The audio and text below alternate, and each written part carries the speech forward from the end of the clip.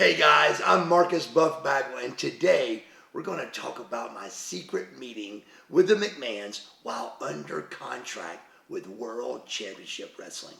But before I do, make sure you hit the subscribe right here on this video to stay in the loop for future videos. And if you want to check out wrestling, sports merch, or my own merch, or even book a cameo, then click the links in the description of this video.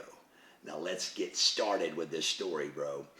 So my contract that I was currently on with World Championship Wrestling, it was 1998, and I'm coming off this broke neck, and I didn't get my contract signed before I broke my neck, and I'm in the hospital with my contract up any day, and I'm like devastated. So I talked to Eric Bischoff. Calls me and he goes, "Hey man," he goes, "You're probably not worried about this, but your contract's good." And I go, "Eric, I am worried about this, So long story short with that is I signed the contract. But when I signed the contract, I remember I had first class ticketing.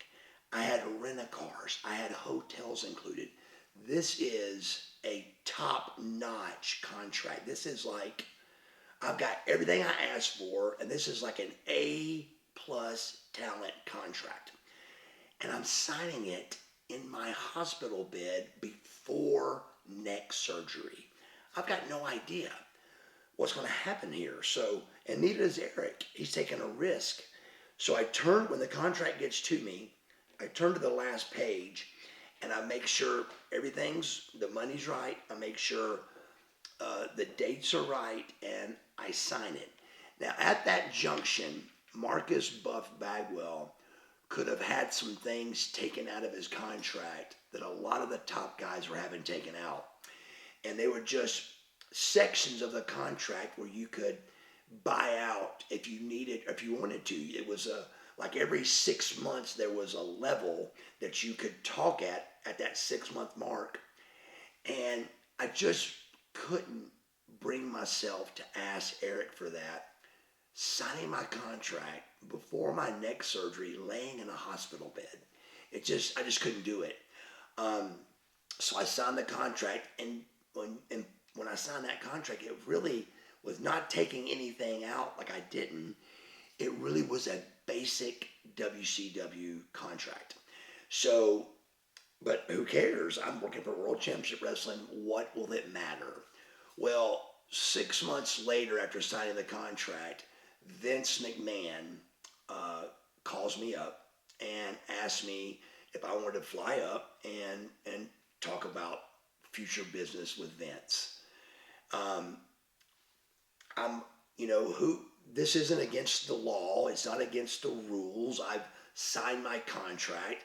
I thought, and it was probably more like a year, maybe even more like a year and a half after the contract, I would say. This is 30 years ago, man, so 27 years ago. So I just remember thinking this would be heat, but I've got a 3-year deal and it wouldn't be that much heat. I made it okay. I made it make sense to me that I wasn't doing anything wrong.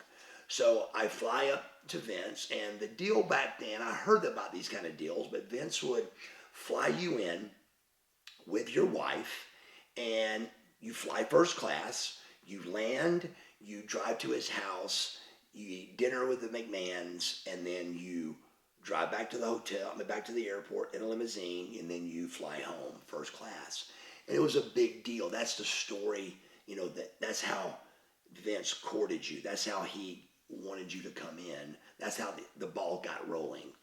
And so me and my wife, we fly up and first class, and we land, and the limousine takes us to, I think it was a Holiday Inn airport, or I'm pretty sure. And we go to the meeting room, and I think, what's going on? Well, Vince wasn't there. It was Shane McMahon. And he said, "Hey, my dad got tied up."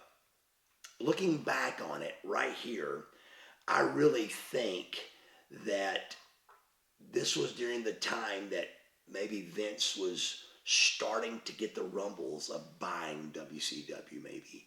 I really believe that was in the air here, because why wouldn't he show when he's the one that called me to do this?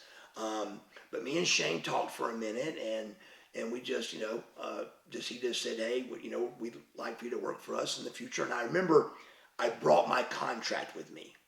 So I leave a copy of my contract and fly back home because they were busy, so that we didn't go to the house. We didn't do the dinner. We literally flew up. We met with Shane for about an hour at the Holiday Inn, and then we flew home. And me and my wife are really excited because the WWF is calling, and this is the next step possibly for Buff Bagwell.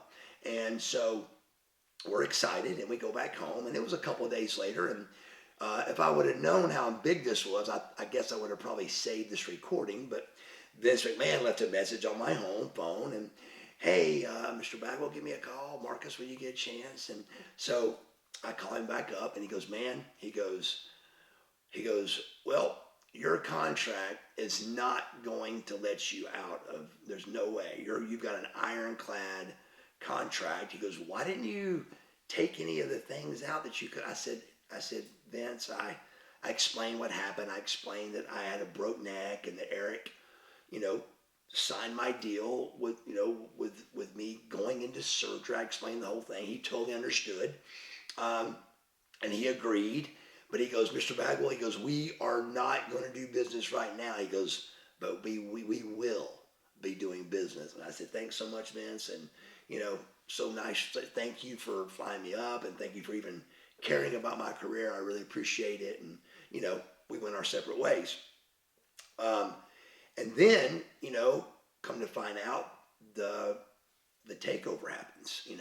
So I think there had to be rumblings of Vince buying WCW for him not to be at the meeting, because anytime you hear about Vince McMahon, it is about how professional they are and how perfect they run things, and they do.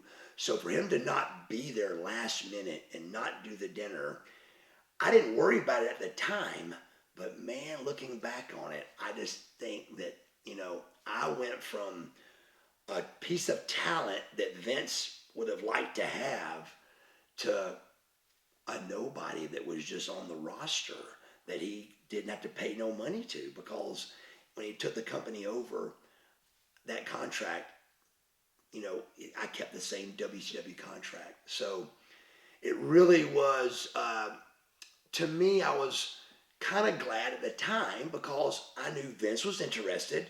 My contract was not up. So I'm in a good spot. I think Vince McMahon wants me. And then from there, we know that WCW is here now. So very, very excited for the future. And then the future was 2001, them showing up in Panama City. And that was the really beginning of the end, a very quick beginning and a very quick end to the story. And I never got the chance to meet with Vince, and I hate that. So it was a short meeting that I really thought was hopeful. And looking back on it, if I could have maybe took the buyouts out of my contract and actually been smart enough, and I don't think I would have been, I don't, but if I could have been smart enough to jump ship and go to the WWF, it could have been a whole nother story.